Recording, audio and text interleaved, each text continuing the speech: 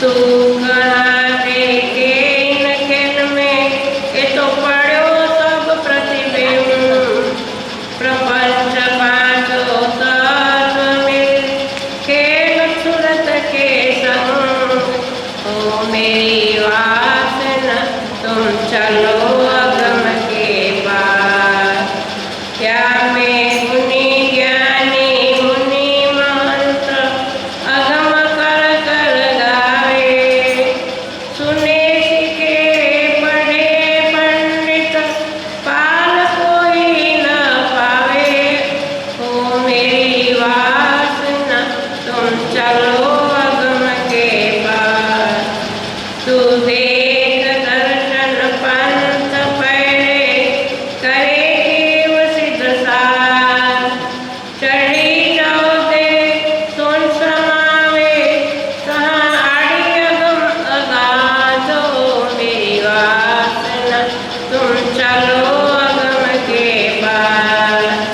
ए भरम की बाजी रची रामत बहुविधे संसार।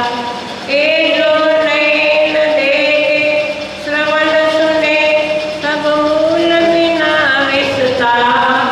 ओ मेरी वासना तुम चलो अगम के पार। वैराट सब मैंने किया वैकुंठ विष्णु से सुसाई। सुनते जैसे जल बतासा तो सुन आज समाई। हो मेरी वासना तुम चलो अगम के पार।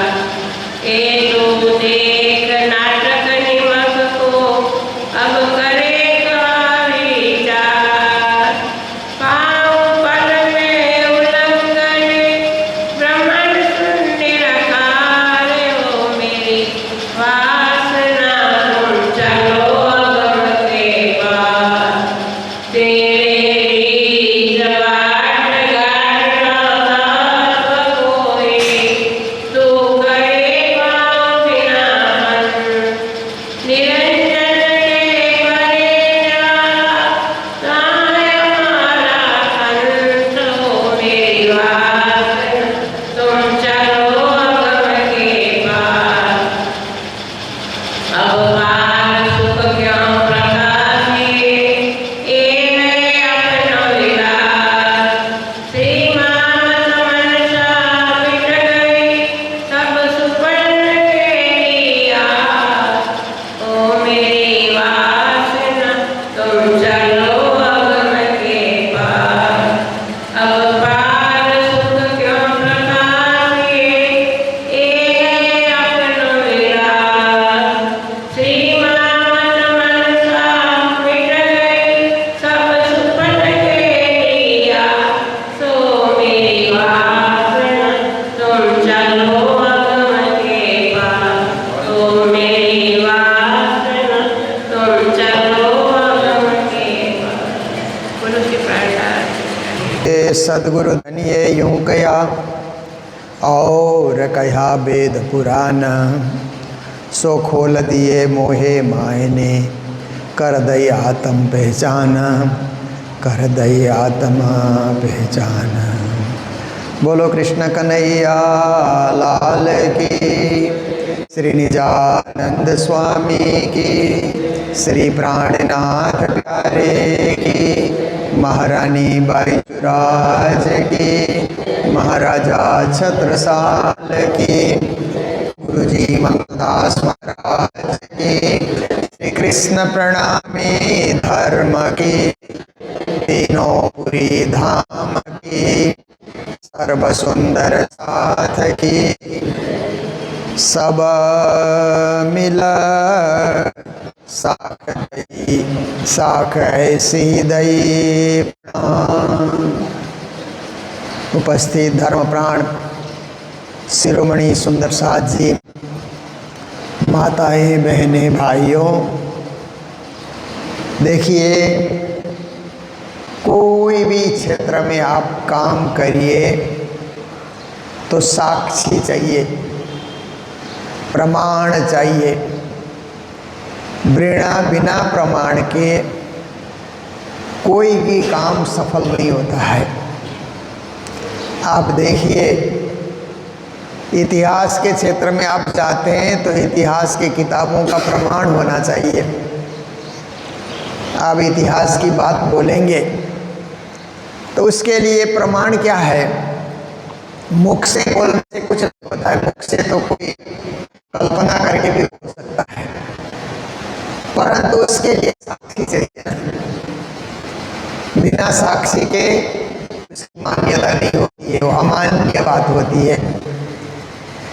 ऐसे ही आप देखिए कि कानून के क्षेत्र में आप जाते हैं तो भी साक्षी तो चाहिए ही चाहिए। या तो कहीं लिखा हुआ लिखित में साक्षी चाहिए, या 2-4 लोगों ने देखा हो तो आई विटनेस बोलते हैं ना, आँख से देखने वाले लोग, उनकी साक्षी चाहिए। और आप देखिए कि कानून में साक्षी नहीं है तो व्यक्ति हार भी जाता है। उसके लिए साक्षी जुटाना बहुत जरूरी होता है। ऐसे ही धर्म के क्षेत्र में भी साक्षी और प्रमाण चाहिए। जो भी आप बात बोलते हैं तो धर्मशास्त्र में कहाँ लिखा है, उसका प्रमाण होना चाहिए, तभी आप सही बोल रहे हैं। नहीं तो आप मन गढ़ंत बोल रहे हैं, मन से गढ़ा हुआ, मन में जो आया बोलते चले गए। पर कहीं प्रवचन कर रहे हैं, धर्मशास्त्र सुना रहे हैं, ज्ञान की बातें कर रहे हैं, तो आप जो बोल रहे हैं वो गीता में कहाँ लिखा है, भागवत में कहाँ लिखा है, वेदांत में कहाँ लिखा है? और हमारे लिए साक्षी है साक्षात श्री प्राणनाथ जी की वाणी, क्योंकि हम लोग वाणी में विश्वास रखते हैं। और वाणी भी प्राणनाथ जी महाराज कहते हैं कि इसमें भी साक्षियां हैं। मेरे सदगुरु धनिये यूं कया और कया वेद पुराण, कहते हैं ना। मेरे सदगुरु धनी श्री देवचंद जी ने जो कहा वेद पुराण ने भी कहा है, वेद पुराण में भी उसकी साक्षियां हैं। इसलिए बिना साक्षी की बात वो भी नहीं करते थे, और प्राणनाथ जी भी बिना साक्षी की बात नहीं करते थे, क्योंकि उनको तो जागनी यात्रा में बड़े बड़े विद्वानों से शास्त्रार्थ करना पड़ा। वेदांती आए, वैष्णव आए, हरिद्वार में सभी धर्मों के आचार्य आए, कौन कौन आए, उन्होंने खंड आरती में सब कुछ लिख दिया है। तो उन सबको परब्रह्म परमात्मा की भक्ति सुलझाने के लिए, अनन्य परा प्रेम लक्षणा भक्ति की बात को बताने के लिए साक्षियां लेकर के प्राणनाथ जी महाराज भी बैठे हुए थे। तो हम भी चाहे धर्म क्षेत्र में उतरे, चाहे कानून के क्षेत्र में उतरे, चाहे इतिहास के क्षेत्र में हम उतरे, चाहे समाज शास्त्र के क्षेत्र में, समाज सेवा के क्षेत्र में हम उतरे, तो कहीं ना कहीं साक्षी और प्रमाण की बहुत ही ज्यादा जरूरत होती है। तो आज की चौपाई में श्री जी महाराज बोल रहे हैं, सब मिला साख दई है। ऐसी जो साख शब्द है ना, वो साक्षी के लिए ही है।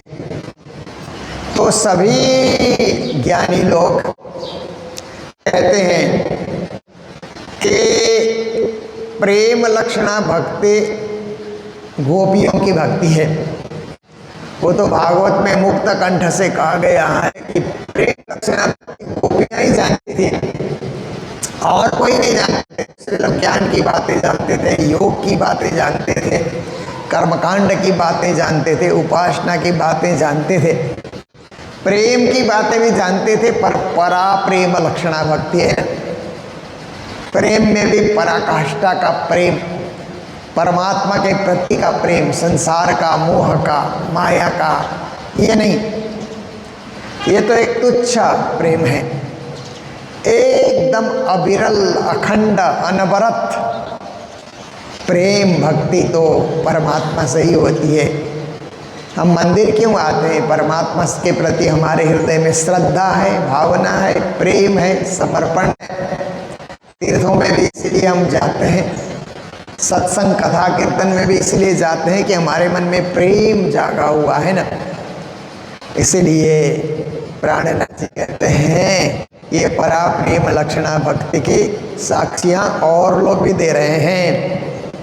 जो मेरी आत्मा को घर धाम, फिर मेरी आत्मा का घर परम धाम है, साक्षियां यद्गत्वा न निवर्तन्ते तद्धाम परमं मम, यं प्राप्य न निवर्तन्ते तद्धाम परमं मम, यस्मिन् गता न निवर्तन्ति भूय। इस प्रकार से गीता में साक्षियां हैं। आप देखिए भागवत में भी अहम ब्रह्म परम धाम, ब्रह्माहम परमं पदम, और उपनिषद में परमात्मा परम ज्योति परम धाम आगति साक्षियां हैं। कहते हैं कि आत्मा का घर परम धाम है, इसकी साक्षियां शास्त्रों में भी मिलती है और हमारे सदगुरु ने भी कहा है।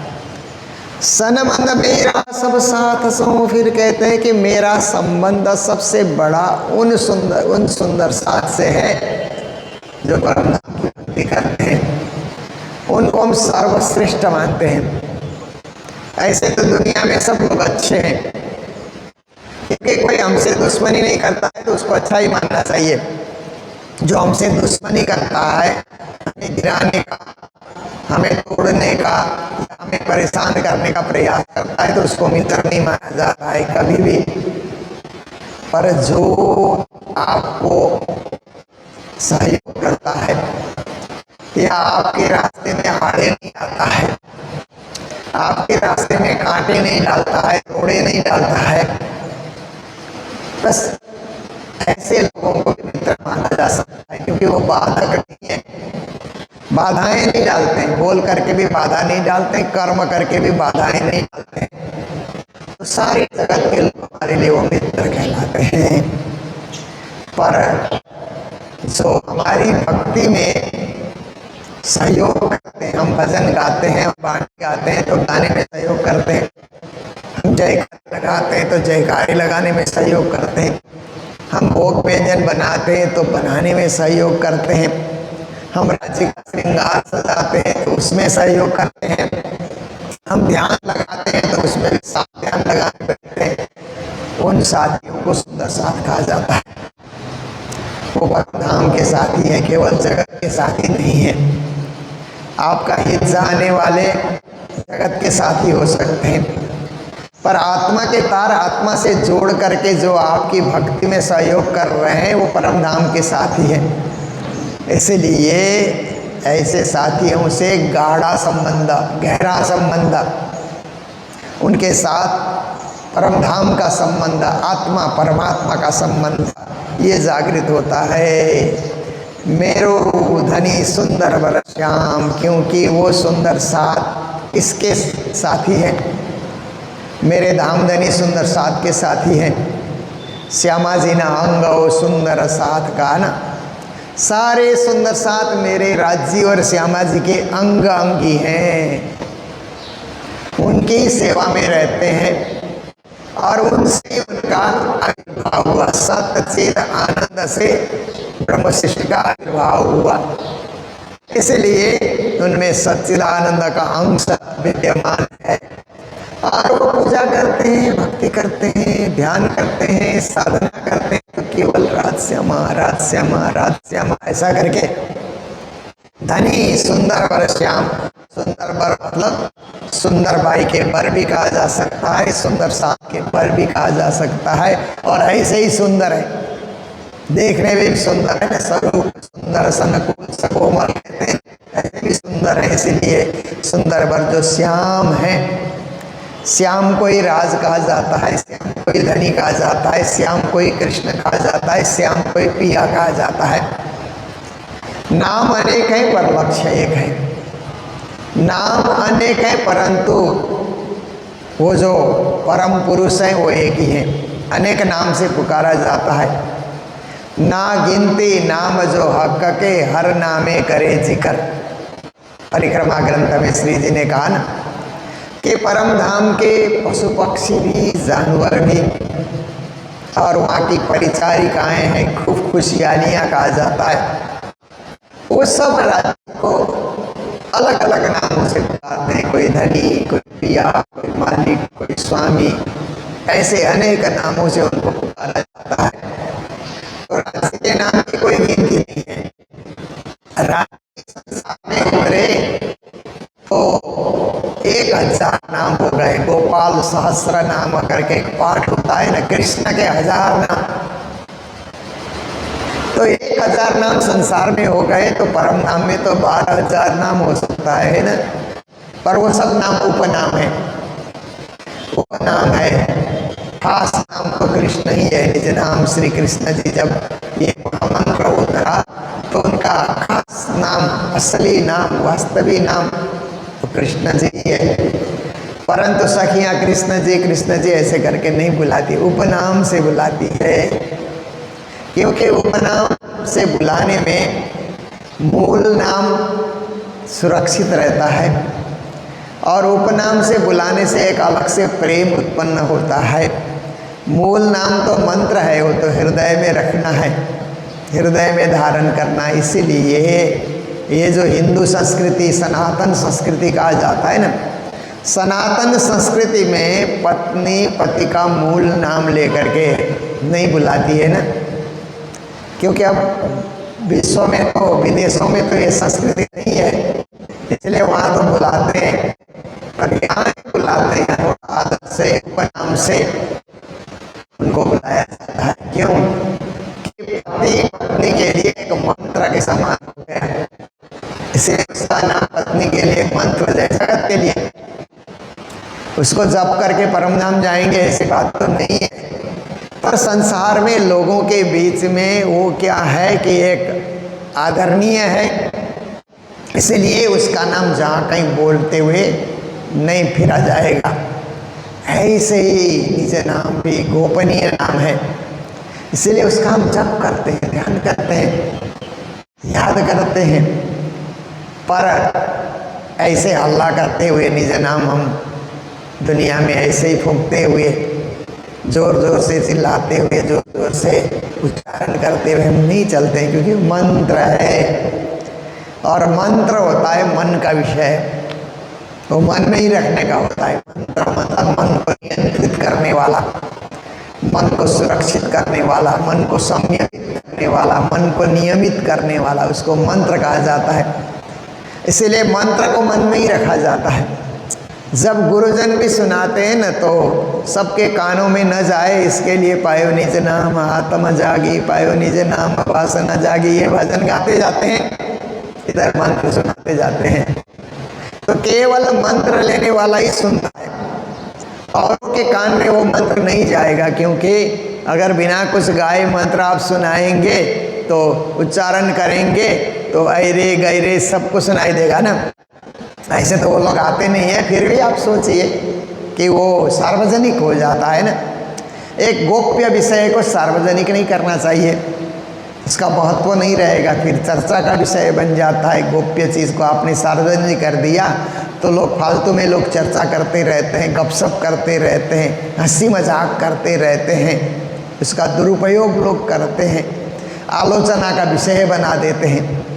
इसलिए गोप्य चीज़ को गोप्य ही रखना चाहिए, गोप्य मंत्र को गोप्य ही रखना चाहिए। तो कहते हैं मेरो धनी सुंदर वर श्याम, अपना धनी श्री श्यामा श्याम, अपना बासा है निज धाम। प्रकटवाणी में कैसे उन्होंने स्पष्ट कर दिया ना कि हमारे धनी श्यामा श्याम है। श्यामा जी राधा महारानी है, श्याम श्री कृष्ण महाराज हैं, कोई परम धाम में श्याम श्यामा के रूप में सुशोभित हैं। जगत लीला करने के लिए जगत के ढंग से आए, परम धाम की लीला करने के लिए परम धाम के रंग रूप से सजे हुए हैं, पर मेरे धनी तो वही है श्यामा श्याम। इत अक्षर आवे नित्याने। अब क्या है कि अक्षर तो राज्य के 7 अंश है ना। राज्य के पास 3 चीज़ें हैं, सत सिद्ध आनंद।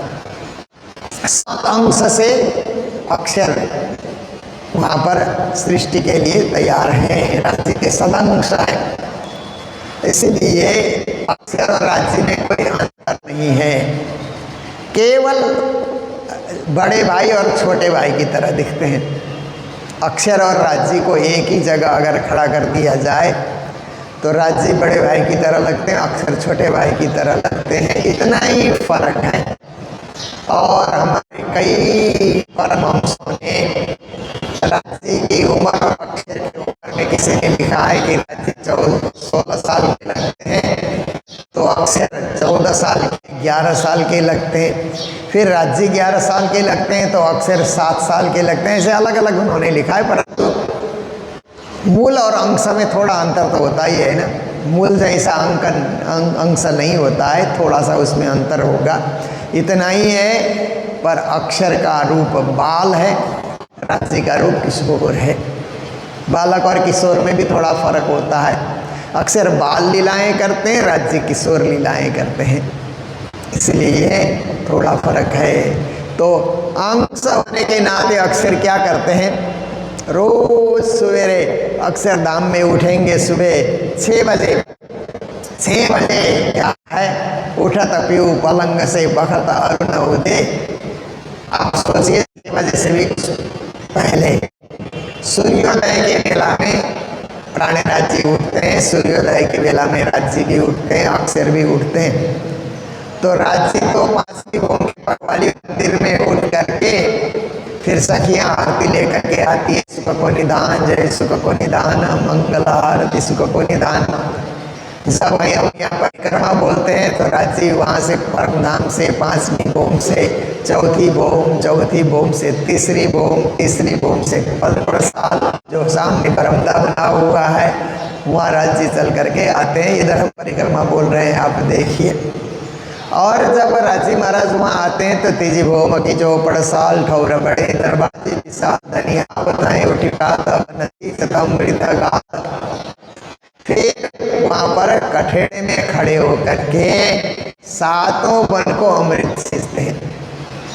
राज्य के देखते ही सारे वनों में हरियाली, सारे वनों में चैतन्यता और सारे वनों में क्या है कि तुष्टि पुष्टि सब कुछ की प्राप्ति हो जाती है जब श्री राज्य वनों को सींचते हैं। फिर पशु पक्षियों का मुजरा लेवे, फिर वो चांदनी चौक में वनों में विहार करने वाले पशु पक्षी राज्य के दर्शनों के लिए खड़े होते हैं।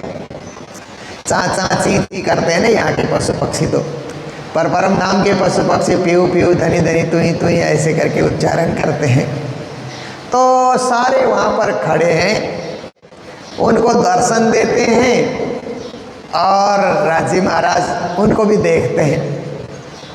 पशु पक्षियों को राज्य देख रहे हैं, पशु पक्षी राज्य के दर्शन कर रहे हैं। फिर इतना हो जाने के बाद मारा बालाजी चलो जमुना जल झीलिए, वहाँ पर झीलना की लीला होती है पर जमुना में जाना नहीं पड़ता है। जमुना का जल जैसे आप देखिए समुद्र का जल भाप बन करके कैसे हमारे घर घर में वर्षा होती है ना, हमको समुद्र में जाना नहीं पड़ता है। समुद्र का पानी अपने आप भाप रूप होकर के हमारे घर में आंगन में सब बरसात होती है। ऐसे उस बरसात में जमुना जल खुद वहाँ आ जाती है। जमुना के छींटे वहाँ पर आते हैं, जल के वहाँ पर क्या है कि बूंदे वहाँ पर आती है और राज्य का स्नान होता है, श्यामा जी का स्नान होता है। सब सखियाँ भी उसी में स्नान करके बस इच्छा हो तो जमुना में नहाने भी चले जाओ शाम की बेला में, पर प्रातःकालीन बेला में जमुना में जाने की जरूरत नहीं, जमुना खुद आ जाती है। फिर इतना होने के बाद चार सखियाँ श्रृंगार करावे, राज्य का श्रृंगार 4 सखियाँ कराती है, श्यामा जी का श्रृंगार 4 सखियाँ कराती है। फिर बाल भोग की लीला, उसके बाद फिर नौरंग बाई का नृत्य शुरू हो जाता है। हरख बाई का युद्ध जो है वो फल फूल इत्यादि लेने के लिए सैया के तिकबन में जावे, साक पान में वास बलावे। नौरंग भाई का युद्ध है तो नृत्य दिखा रहा है। ऐसे समय में सुबह 7:30 से 9 बजे के बीच में परमधाम के समय से, दुनिया के समय से नहीं, परमधाम का जो अखंड लीला वहाँ होती है उस आधार पे अक्षर आते हैं और अक्षर आकर के फिर अक्षरधाम से आते हैं और आकर के फिर क्या है कि बट के पुल से उतरते हैं, चांदनी चौक में आते हैं और राज्य ऊपर तीसरी भोम की बड़साल में विराजमान है सिंहासन में। तो राज्य तो क्या है कि वन की तरफ हैं, श्यामा जी उधर रंगमहल की ओर है, तो राज जी ऐसे थोड़ा सा नीचे देखते हैं अक्षर को दर्शन देने के लिए। किसी को पता भी नहीं चलता, पल भर में दर्शन हो जाता है। तो अक्षर प्रणाम करके वो लौट जाते हैं अपने अक्षरधाम में, केल होकर के फिर वो आ जाते हैं अपने अक्षरधाम में। नित्य का नियम है। तो यहाँ कहते हैं इता अक्षर आवे नित्याने, नित्य ही अक्षर आते हैं, नित्य ही राज्य के दर्शन करते हैं, पर सखियों को पता नहीं चलता। राज्य ने ऐसा आवरण डाल रखा है कि राज्य के अतिरिक्त कोई दिखता ही नहीं वहां। जिस दिन खेल दिखाना है उसी दिन राज्य ने आवरण हटाया तो अक्षर के दर्शन हो जाते हैं। तो कहिए मेरे धनी के दीदार, मेरे धाम धनी के दर्शनों के लिए अक्षर आते। ए निस्वत भाई हम गिरोहों की संबंध भी देखिए, हमारा संबंध तो केवल राज्य से था, परंतु जब खेल हमने मांगा तो अक्षर से भी हो गया ना। अक्षर रचित खेल में हम आ गए। जब तक इस खेल में है ये अक्षर रचित ब्रह्मांड होने के कारण अक्षर से भी हमारा संबंध हो गया कि यहाँ जो हम खा रहे हैं पी रहे हैं अक्षर की रचना है। फल खा रहे हैं या अन्न खा रहे हैं, पानी पी रहे हैं, जो कुछ है वो तो अक्षर की रचना है ना। उनके मेहमान बन करके, अक्षर के मेहमान बन करके ब्रह्म सृष्टि आई हुई है। इसलिए जो मेहमानगिरी कर रहा है उसके साथ भी हमारा संपर्क या संबंध, उसके साथ भी एक परस्पर एक सद्भाव रहता ही रहता है। फिर उसके बाद कहते हैं कि ये संबंध परमधाम का ही संबंध है, सच्चिद आनंद का संबंध है। अक्षर सत्स्वरूप, राज्य स्वयं चिदघन स्वरूप, श्यामा जी आनंद स्वरूपा। तो देखिए सच्चिद आनंद राज्य के पास है तो वो आनंद की श्यामा महारानी के द्वारा सखियां हो गई। तो क्या हुआ कि आनंद और सत का एक व्यवहार, परस्पर व्यवहार भी संसार में देखने को मिलता है। क्यों कहूँ इन सुख को पार कहते हैं। ये परमधाम की लीला, परमधाम की भूमि, परमधाम का आनंद, परमधाम का ऐश्वर्य, परमधाम का वैभव, इसकी महिमा कैसे कहें, शब्द ही नहीं है। और उस लीला का वर्णन भी कैसे करें कि अक्षर इस प्रकार भावना में भर करके दर्शन करने आते हैं और कैसे वहाँ पर राज्य महाराज पल भर के लिए दर्शन देते हैं। कैसे परमधाम में औरंगबाई का नृत्य चल रहा है, फिर नृत्य होते होते फिर हरख बाई का युद्ध फल फूल लेकर के आता है तो लाड़बाई के युद्ध को सौंप देता है। लाड़बाई का युद्ध कैसे वहाँ पर रसोई तैयार करके श्री धनी जी की आज्ञा पाऊँ तो या समय रसोई ले आऊँ। देखिए लाड़बाई आकर के नृत्य चल रहा है, वार्ता हो रही है, संवाद हो रहा है, उसी पटसाल में आकर के कहती है कि धनी जी आपकी आज्ञा हो तो रसोई तैयार है, हम रसोई लेकर के आए। तो श्री राज्य आज्ञा कर देते हैं। आज्ञा होने के बाद फिर रसोई सजा करके थाली में सब कुछ सजा करके राज्य के लिए, श्यामा जी के लिए रसोई लेकर के लाड़बाई और उनके युद्ध में तो 300 सखियाँ हैं ना, हर एक युद्ध में 300 सखियाँ हैं। 40 युद्ध परमधाम में बने हुए अलग अलग लीलाएं करने के लिए, लीला विहार करने के लिए। तो लाड़बाई का युद्ध आता है तो अकेले लाड़बाई नहीं करती है कि सखियाँ भी साथ में, कोई सब्जी की कटोरी लेकर के, कोई और फल फूल लेकर के, कोई मेवा मिष्टान्न लेकर के आदि इत्यादि लेकर के, एक ले चले साक कटोरी, तापे छीन ले चली दूसरी, किंते जोट ले चली तीसरी, चौथे वापे ते ले दौरी, जो कदी छिन ले तय छिन पे पर रोस न काहूँ किन पे। छिना झपटी भी होती है परमधाम में, पर प्रेम की छिना झपटी है, कोई रोस की नहीं है। जैसे कृष्ण जन्म होता है ना भागवत की कथा में, तो चॉकलेट की छिना झपटी होती है, वो भी छिना झपटी है, लड़ाई नहीं है, वो मारपीट नहीं है, वो प्रसाद पाने की एक क्या है कि एक ललक है, प्रसाद पाने की एक अभिलाषा है, तमन्ना है। इसके लिए कभी दूसरे के हाथ में आ रहा है तो उसको भी देने की कोशिश होती है, फिर बाद में दिया भी जाता है उनको। क्योंकि ऐसे समय में क्या होना चाहिए कि आपने बटोर लिया, कुछ ऊंचाई लेकर के घर नहीं जाना चाहिए। जो सुंदर साथ को नहीं मिला ना, दूर दूर बैठे हैं, बूढ़े हैं, बीमार हैं, अशक्त हैं, उनको बांट देना चाहिए। वो भी तो आशा लेकर के बैठे हैं कि हमारा शरीर साथ नहीं देता है, हम भी तो एक प्रसाद पाते कृष्ण जन्म का, तो उन लोगों को बांट देना चाहिए वो सब चीज़ें। तो क्या है, परस्पर प्रेम ही बढ़ता है, उससे भावना ही बढ़ती है। तो ऐसे ही परम धाम में भी सब्जी की कटोरी लेकर के जा रही है, दूसरी सखी सीढ़ी से आ रही है, वहीं से वो उसको खींच लेती है, प्रेम से खींचती है, उसके हाथ से दूसरी खींचती है, तीसरी, चौथी, राज्य के पास पहुँचते पहुँचते तो चौथी सखी लेकर के पहुँच जाती है। पर जो कदे छीन लेत है जिन पे, पर रोष न कामों की न पे। किसी के हाथ से किसी ने छीन भी लिया तो गुस्सा नहीं आता है, परम धाम में प्रेम ही बढ़ता है। तो जहाँ प्रेम है कुछ भी करो प्रेम ही बढ़ता है, और जहाँ नफरत है कुछ भी करो नफरत ही बढ़ता है। इसलिए नफरत के मार्ग में कभी नहीं चलना चाहिए, प्रेम के मार्ग में चलना चाहिए, ताकि हम जो कुछ भी काम करें उसका परिणाम ही प्रेम का हो, परिणाम ही सद्भाव का हो, परिणाम ही एकता का हो, परिणाम ही मिलजुल कर रहने का हो, परिणाम ही परस्पर निर्विवाद हो। ऐसा कार्य ही हमको करना चाहिए। तो इन्हीं शब्दों के साथ आज का भी हमारा समय पूर्ण होने आया है। हम लोग रोज़ ही चर्चा करते हैं, और ये चर्चा YouTube में प्रणामी मीडिया से हम लोग प्रसारण करते हैं। तो बहुत सारे हमारे भाई लोग, माताएं, बहुत सारे लोग सुनते भी हैं, रोज़ सुनते हैं। कई लोग फिर गपशप में रह जाते हैं, मोबाइल तो सबके हाथ में होता ही है, पर दुनिया के गपशप में रह जाते हैं, तो धाम धनी की चर्चा, धाम धनी की बातें नहीं सुन पाते। हमें फुर्सत नहीं है, ऐसा भी लोग सोचते हैं। फुर्सत निकालने से फुर्सत होती है, नहीं निकालेंगे तो नहीं होगी, जीवन भर भी कभी भक्ति नहीं होगी। और फुर्सत निकालते हैं तो भक्ति भक्ति, समय ही समय हमारे पास होता है। तो हम समय का सदुपयोग करें, जीवन का सदुपयोग करें, ये हमारे लिए परम कल्याणकारी विषय होगा।